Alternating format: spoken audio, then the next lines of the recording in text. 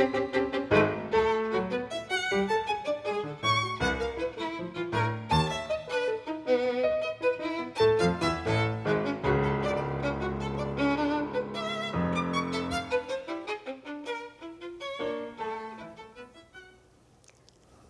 evening, and welcome to the conversation with the candidates on Houston Media Source TV.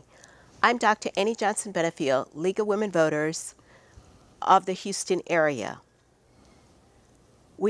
On the broadcast, we have two candidates for the Houston City Council at Large, position number 2, and we're going to ask them questions to learn a little bit about them and their position on the issues affecting their district and our city. Mr. McGriff, I'd like to welcome all of you to the conversation with the candidates with the League of Women Voters of the Houston area. We'll start with Mr. McGriff. After you answer the question, I'm going to give you 1 minute to tell us about yourself and why you're running for the at-large position number 2. Okay, actually it's Griff. Let's just go by Griff. Yeah, just Griff. That's Griff. Okay. Yes, ma'am. Just Griff. Well, like I said, I'm a long time. Actually, I'm the oldest and the longest running community activist candidate in the history of Houston, going on 12. This is the 12th time. But I love the city, and all throughout the years, I've always tried to. My concern for the city was very, very important. In fact, I'm president of the Concerned Citizens of Houston, going back to 1990. Where we developed the first crime out program in the Montrose area in 1990. You wouldn't think Montrose, with the University of St. Thomas and the Greek School and all the museums and everything, was a rough area, but it was very, very tough. So we gathered some business people together, got our own police car, our own police officer, and we dropped crime 30% within first 6 months. And so I've continued to go through the years. In 93, I got concerned about zoning. And so I led the fight to defeat zoning in Houston. Okay. Thank you. Mr. Davis, the same question. I'd like to tell us about yourself and why you're running for the at-large position number 2. Very well. I appreciate that. Thank you for having me. I'm running for at-large position number 2 because, first of all, I'm a native Houstonian. I've been here all my life. I was born and raised here, educated here, left this town and served the country in the United States Army, went overseas doing Vietnam with Special Forces, and came back and raised my children. And I've pastored in this city for over 34 years. And recently, 4 years ago, I decided to run for this very same office. And so I'm running this year to make a change. I think it's time for us to make a change in the city, and I don't like the way my city is running. And so I thought, rather than to complain, get involved. Thank you. Griff, flooding is a major concern for Houston residents. If elected to the City Council, what steps would you take to address flooding? Well, since my home flooded during Harvey and almost flooded here just 2 weeks ago with Imelda. Now, Harvey, you could understand there were 64 inches, but not 14 inches. So whatever the drainage which is going on, nobody's checking. As a private investigator, that would be one of my main concerns. Where is the drainage money going?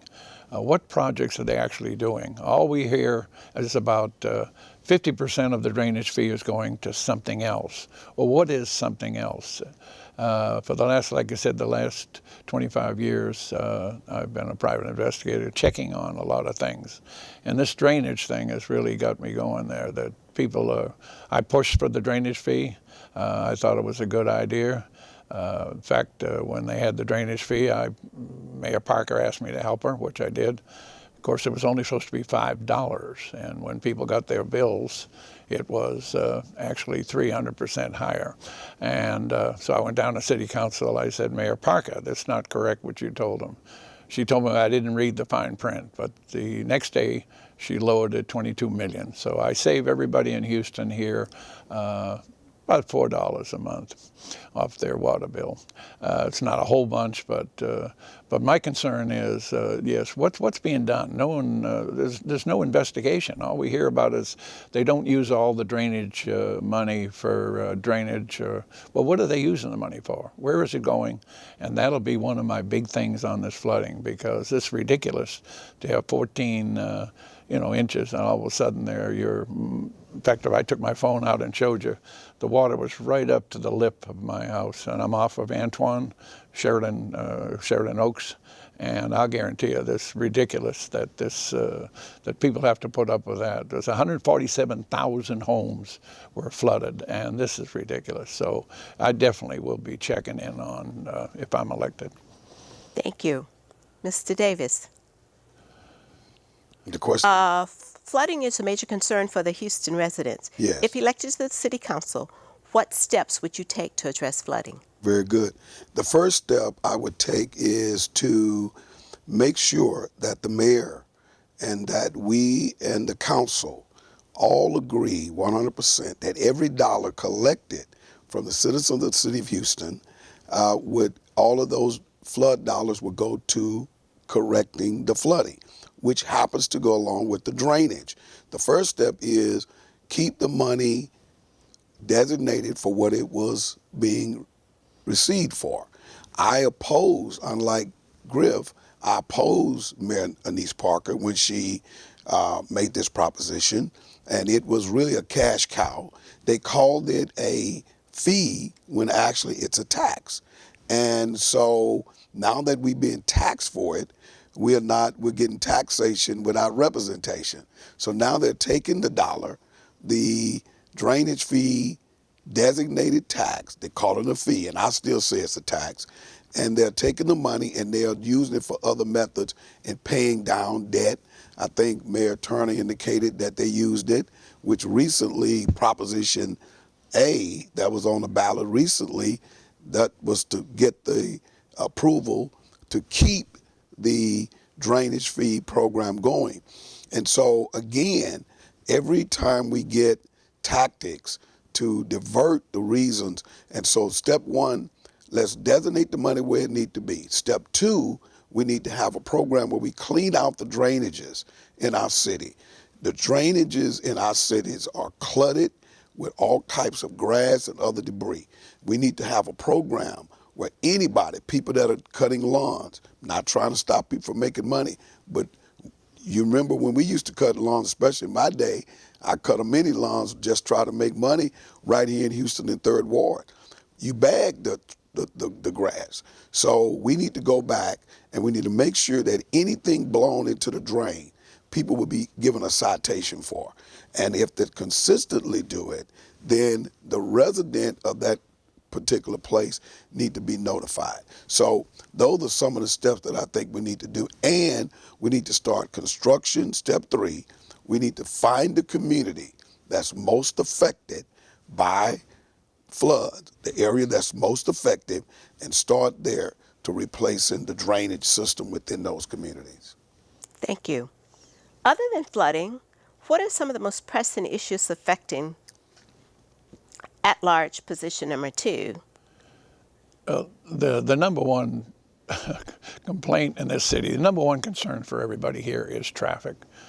Traffic is the number one concern, and it's kind of like based on because of all the people that have came here from all over the country there. And at one time, I think it was 4 years ago or 6 years ago, when I was running the Greater Houston Partnership, told me that 400 to 500 people a day were coming to Houston. I went, God bless.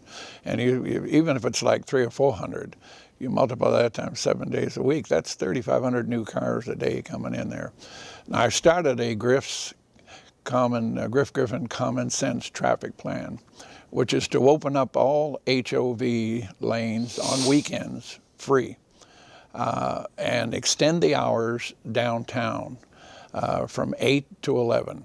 Our downtown is still struggling. I had a business down here in 68 to 70.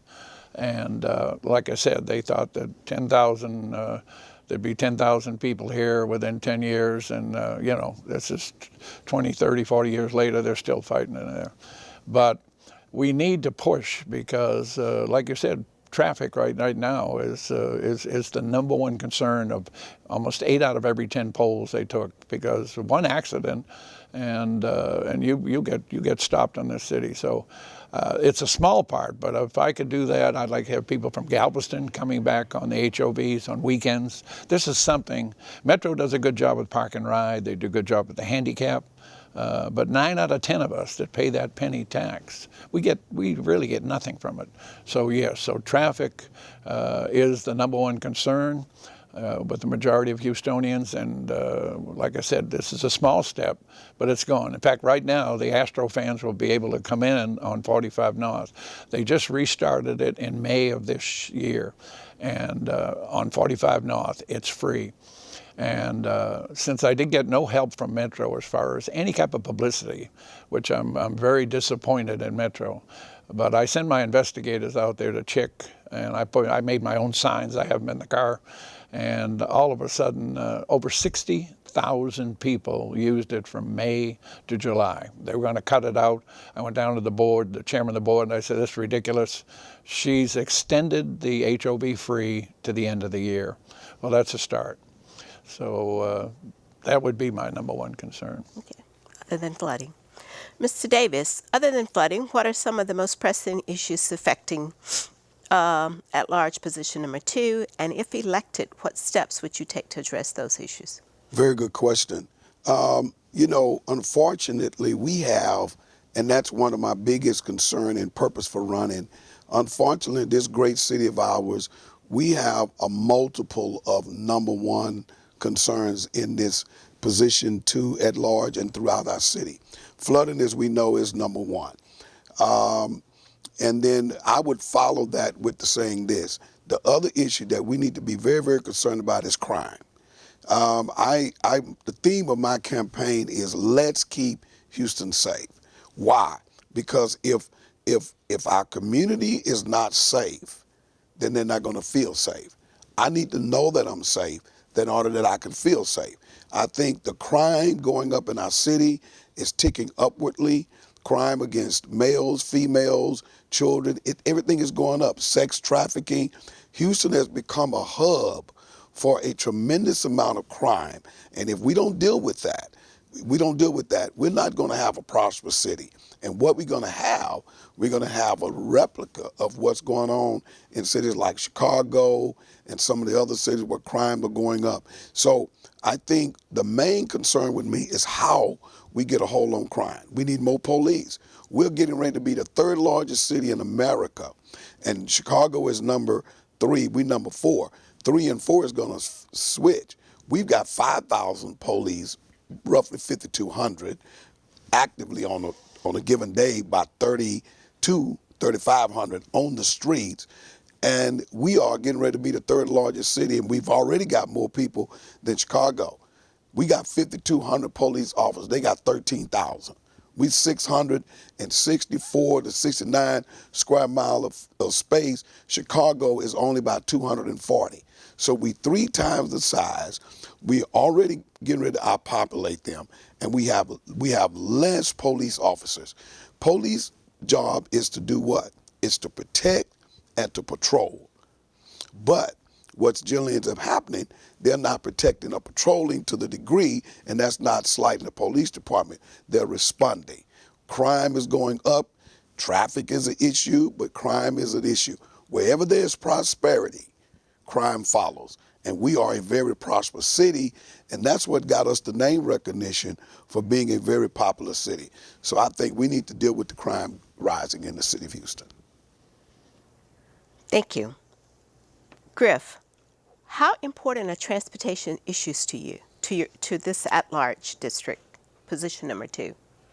Transportation, I'd say transportation. I'll go back again reiterate again, but transportation and traffic is the number one concern in this city.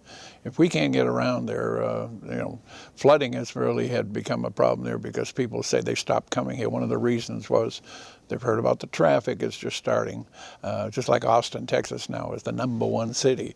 But that was just in the Wall Street Journal that Austin, Texas, right now people are furious about the traffic there. They can't move and everything like that because they were like Houston. People said, come to Houston. And all of a sudden people did come here. But this is something that we really have to work on, because if you can't get around here and the businesses, we're the small business capital of the city. And, I was very fortunate to help to defeat zoning. And because of that, more small business came in. And small businesses came in because it's easy down here. You could get together, you get your group together, you go down to the city, and getting a license and everything is prominent. And so we're a very pro-business, small business city. In fact, there was 250,000 small businesses in Houston. People don't give them. We know energy, we know medical, but people forget that the small business people, they're like unsung heroes. In fact, one of the reasons that I would like to do, my third big reason on me, I would like to change the culture of the city of Houston towards small business, because what they do is right now is fee and fine.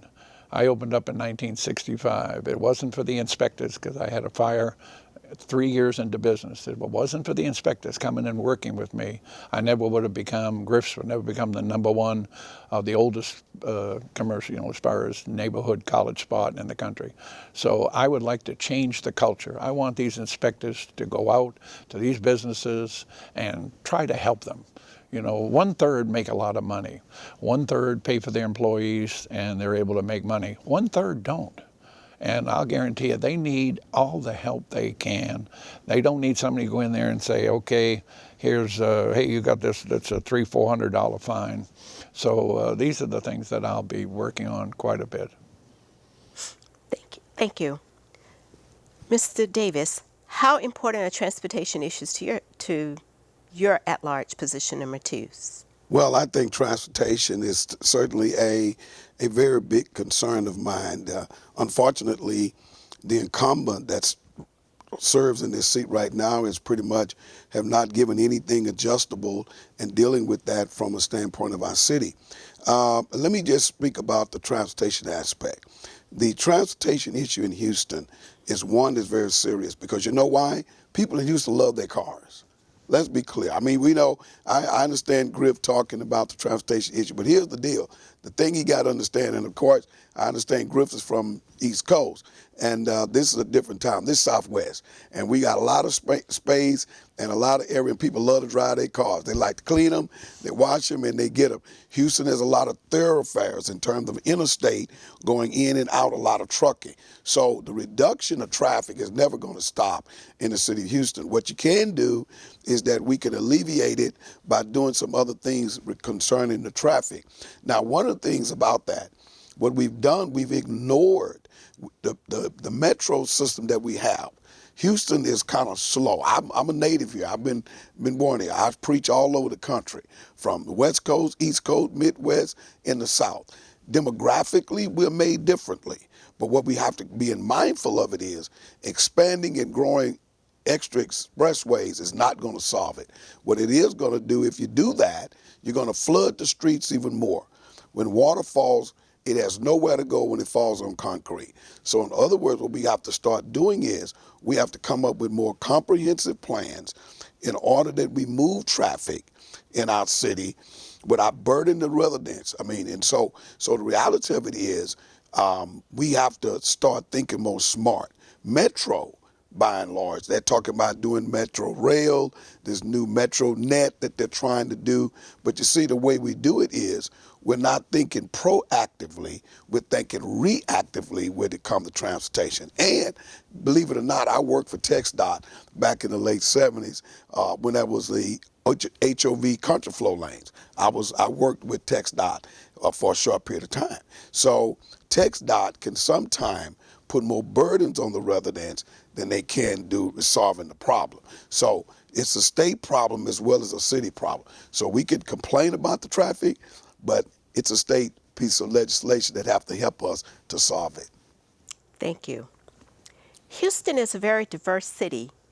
How will you work to communicate with the diverse population in your district and represent your various constituencies in City Hall? Well, I tell you, I'm always very, very proud of Houston. When I came here from actually from Boston, from a kind of a 1959, how dumb I was. I get out of Hobby Airport and I looked around and I saw high tension wires. I thought they were oil wells, and I went, God bless, there's oil everywhere here. Well, I was very fortunate because I came down on a basketball scholarship. Well, my sophomore year, an opportunity came for teaching, coaching, athletic director of St. Teresa's Grammar School. And I went over there and I was real fortunate to get the job. Well, it was the first year the Catholic schools integrated in Houston, Texas. And it was quite an experience now for an Irishman from Boston there with the new group. And we worked very, very well together with it. And Houston is that type of a diverse city that, and one of the things that I really don't, on the minorities, a lot of part is always show her some of the bad areas. I live right out there off of, Antoine and 290. We have Antoine Forest, which is a majority of, I would say, Afro-American, beautiful homes. I never see any type of cameras out there saying, well, this is there. All we do is we kind of pick the bad areas. Houston has more minority small businesses between not only just the Afro-American, but with the Hispanic. See, we don't ever talk about that much. And like I said, it's it being the largest diverse city in the country, but Harvey showed what we are all about. Houston is a come-together city, and if that made me prouder than anything. And like I said, I opened a business in '65. I was a former assistant dean of men at the University of St. Thomas in 1960. When I graduated, the president asked me to stay on. And part of the reason I opened up was because I changed forms there, and I said, the girls at the university said there wasn't a safe, fun place to go. And that's why I opened up an Irish pub. And but it was Houston has been that type of city there. If you want to come in there, but I don't think we've done a very good job on as far as kind of pushing because, for example, like I would like to see the St. Patrick's Day Parade or the Martin Luther King Parade honor that PhD, that fellow, the doctor, the billionaire that just gave the college kids at that black college, the free scholarships for everything, honor the people that do so many good things. And I think that that's something that we have been lacking in this city. Thank you. Mr. Davis, Houston is a very diverse city. How will you work to communicate with the diverse population in your district and represent your various constituencies in City Hall? Very good question. I am down to answer that question because that question is one of the bedrocks of my campaign. I'm very concerned with a lot of issues in Houston. I want to work with diversity. Matter of fact, one of the ways I'm going to work with it, that when I win this seat, my staff is going to be diversified. I'm going to have a person from every ethnic group inside of the staff that my money can pay for. You know why? Because we don't need to talk diversity. We need to act upon it. Now, the thing that I'm really concerned about is simply this right here. Houston has grown to be a very diversified city. I grew up not far from here, right off of Scott Street, and the Gulf Freeway was where I was born. And during the 70s, I was caught part of after the Brown versus the Board of Education, and they started to integrate more students into school. I graduated from Stephen F. Austin High School, which is a predominantly Hispanic school. All of my friends, I grew up with them. We're still friends today, and I loved it. But it diversified us. It integrated us. Well, you know what? What I'm seeing in Houston, which I'm very, very afraid of, we are a multicultural, and everybody likes to brag about how multi-diversity we are. But if we're not careful, nobody talks about how we've become more segregated by ethnicity.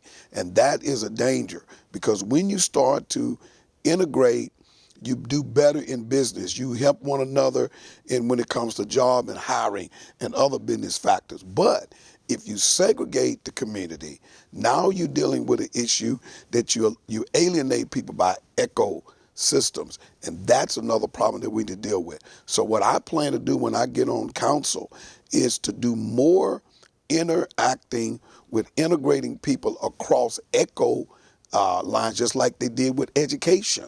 So we can integrate when it comes to education, but we also need to integrate when it comes to economics. And so when I get on council, I hope to bring that forth and have more of that involved in city council. Whether you live on the southwest side, and we could see our city is becoming more, they're becoming alienated by ethnicity, and that is not a good thing. I saw it in Chicago, and it's a problem as it is today. Thank you. Houston has 16 city council members, each representing different parts of the city, Yeah. each with their own concerns. If you're elected to the city council, how are you going to work with all of these different personalities and issues to best represent your constituents? Griff. Well, thank you. The number one concern, in fact, one of the reasons I'm running is if Michael Kubash, my good friend, if he was defeated, there would not be one senior citizen on the city council. And I am really, really worried about that because we make up 25 or 35% of the population of the city, and there's not one senior on that city council. If Michael, he's the only senior citizen. That's one of the reasons I had several senior citizen groups call. I wasn't planning to run this time. They say, Griff, I can't believe. Do you realize? I said, no, I'm sorry, I didn't. But there will be, if Mr. Kubash was by upset, he shouldn't, there would not be one senior citizen on city council. I went, God bless, as much as our city is, that we wouldn't have a senior citizen. So I would definitely pushing for more seniors to get involved. You know, we're a little slower than the younger people. There's no doubt about it. But the idea of not having, the experience that we've had, and like I said, I've been a small businessman most of my life. So, and as far as working with the other group, I always dream of good ideas if I could come up with them. Just like when people said we can't get through everybody, I came up with the 311. That was my idea, but I needed help, and Mayor Brown is the one that took it and extended that into, which is now 6,000 people a day use this. It has helped out tremendously, and but I would like to, like certain areas, I would love to see the 5 at-large councilmen get together. You have all the district people in here. What's your problem? What's your problem? Oh God, we have something that is the worst that we have. And maybe between all 5 at large, we could sit back and say, God bless, they're right. In that area of town over by Scott, boy, they've had nothing but trouble. And we can, and see right now, everybody takes care of their own self. You got one district here, all they care about is themselves, which is normal. They represent that area. But I would love to see all the city council at large. We get together there and bring up all the different areas and go over there and see them. I wonder if any city council at large goes over there and takes a look at some of those areas. They say they set aside certain areas for one councilman to go at large. No, I would love to get in a car with all 5 of us, go right over there. Oh, that is, boy, that needs attention right now. So that's an idea that I have, and I'd like to put it through. Thank you. Mr. Davis. Houston has 16 city council members, each representing different parts of the city, each with their own concerns. If you're elected to the city council, how are you going to work with all of the different personalities and issues to best represent your constituents? Well, first of all, Houston has 16 city council seats, but actually they only have 11 district seats. The 11 district seats are the ones who are responsible for their particular area. The other 5 are at large, which is supposed to be concerned about all of the entire city. So, and I know a lot of people in the city government don't quite understand that, because I get that question all the time. All of the different groups that we have forums with, they always say, well, you're going to be one. How do you get the chance to work with everybody? Well, what Griff was just trying to explain, the reality of The getting together with that is this. There's a problem in city government by the way it's ran. Right now, the charter of the city of Houston needs to be amended because what you have that most people don't kind of either don't know or ignore, City of Houston charter gives the mayor the power. And the mayor uses the bully pulpit because if I'm a district councilor in, say, D, and I vote against the mayor, well, what will happen is the mayor can opt it to take money from D and switch the money over to B because District D council person didn't vote for him or her. That should not be. What we need to do, we need to have a strong city council. The at-large representative need to act at large. That's the very reason why I'm running today. You got an incumbent who's been sitting there for 6 years who has done nothing to implement any changes. Just the fact that you asked that question, the League of Women's asking that question, is suggesting that nothing is getting done. So if nothing is getting done in terms of how you're going to work with the rest of them, which means it's not happening. The question implies the fact it's not happening.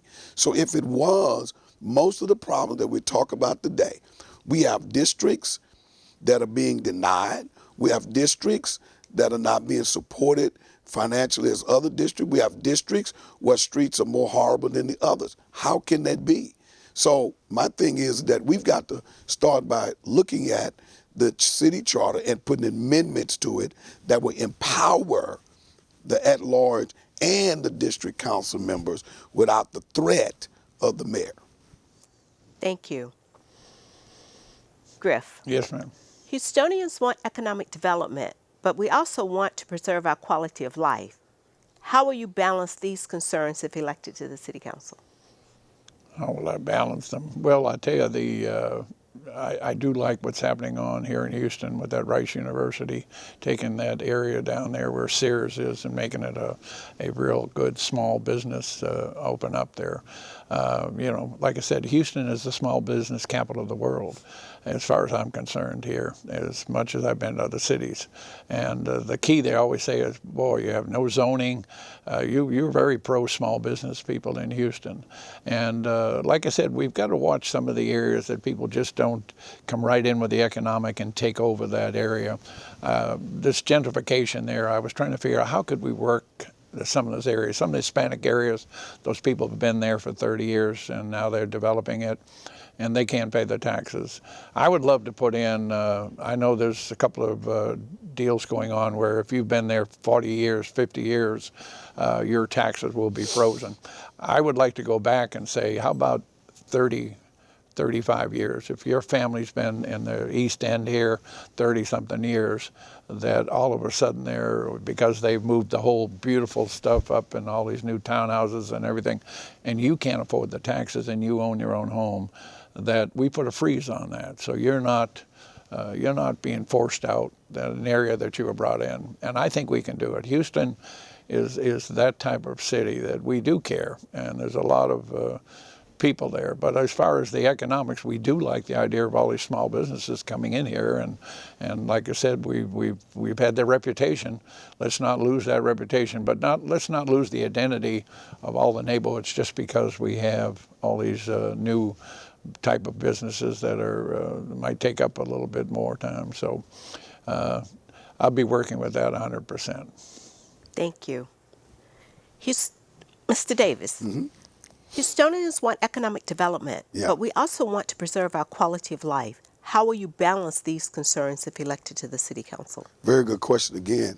I would love to have been all of the candidates in this race would have been present tonight, other than just me and Griff with that, because the present incumbent that sits in this seat now serves on a committee called Equality. He sits on a committee appointed to him by Mayor Turner, Quality of Life Committee.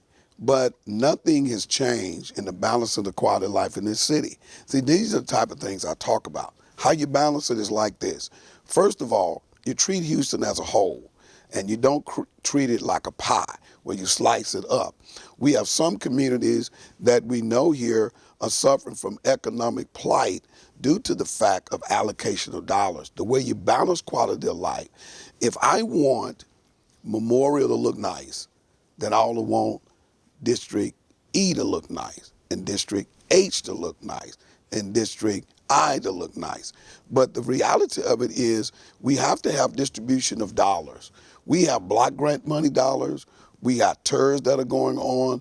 And so the reality of it is, and that's another thing that need to be looked at, because TERS in many of our communities are using dollars like the Galleria and those areas, Memorial area. Those dollars can be given to somebody else to assure that their community has a better and an equal quality of life as other communities. So I think we need to do some homework.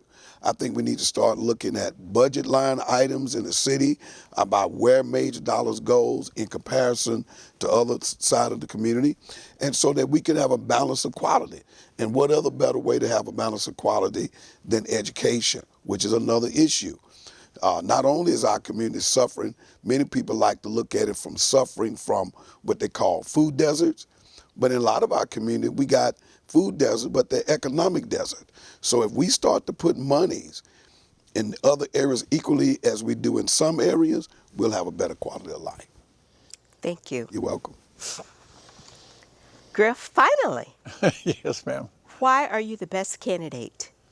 And how can voters learn more about your campaign? Well, I don't know about the best candidate, the oldest, longest running. I probably have affected more lives in this city than any candidate running, going back to, like you say, 1990, for the first, developed a first crime out program ever. I could put a crime out program in any part of this city. It's just gathering good people together, And 93 then, of course, I said was zoning, because as a small business owner, I went, God bless, what would I do if zoning passes? After 28 years in business, I would say, God bless, I probably would have needed an extra $5,000 or $6,000, $7,000. I probably never would have opened up, and thousands of small businesses would never opened up.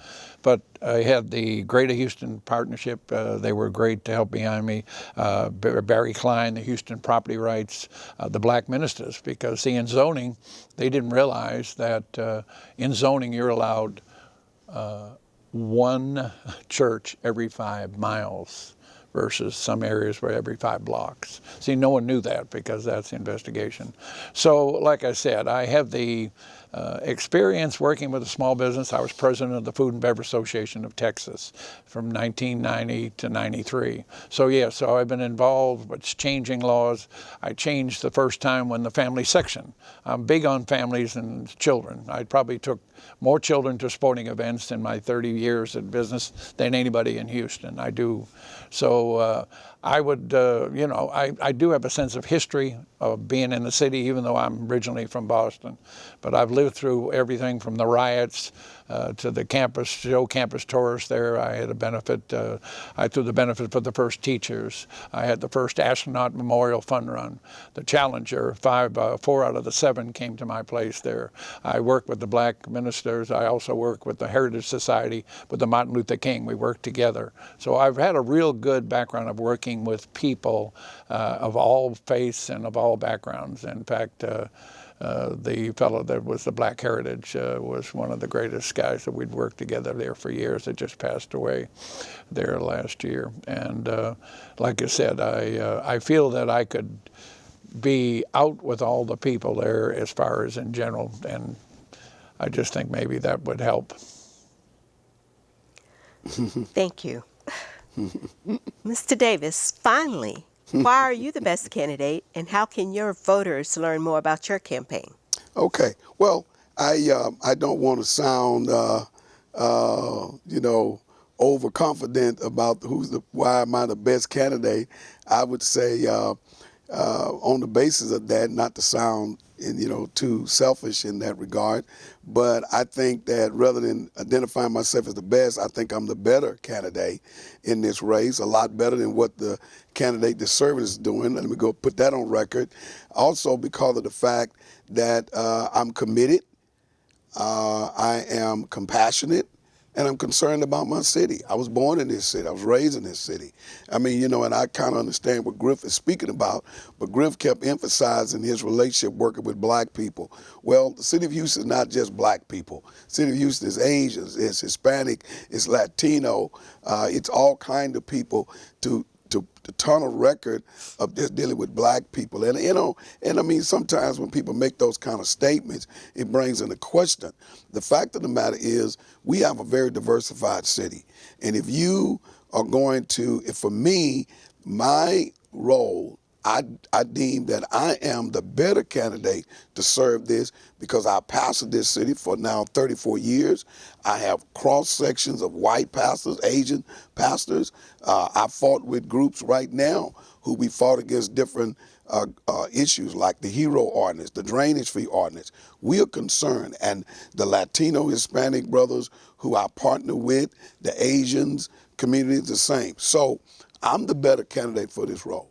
And if people want to get to know me better, they go to www.williedavisforcitycouncil.com, www.williedavisforcitycouncil.com, and vote for me because I am the change agent in this race for at-large 2, because Houston need to go in a better direction.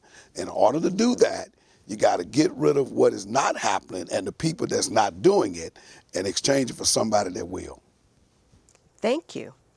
I want to thank the two of you tonight for not only coming out to Houston Media Source to answer all our questions and allowing us the opportunity to learn a little bit more about you so we can be informed voters. Every year, the League of Women Voters of the Houston area, publishes the Voter's Guide. The guide is where we pose a set of questions to candidates from a number of local elections and ask them for a written response. The Voter Guide will be available in mid-October before the early voting begins. It will be available in English, Spanish, Vietnamese, and Chinese. It will be available in print as well as on our website, lwvhouston.org, and the League's 411 app. Our handy-dandy guide is now on our website to help voters learn about the new voting centers that will be available to Harris County voters on Election Day. There are over 757 of those that will be available throughout the county. Wow. Statewide constitutional amendments and local issues, and all the candidates for Houston City election, the Board of Trustees for the Houston Independent School District, and Houston Community College. In just a few days, Houston Media Source will post this program on its YouTube channel and will also be available on our Facebook page, lwvhouston.org. For the League of Women Voters of the Houston area, I'm Dr. Annie Johnson Benefield. Thank you for watching this conversation with the candidates of Houston Media Source TV. Thank you.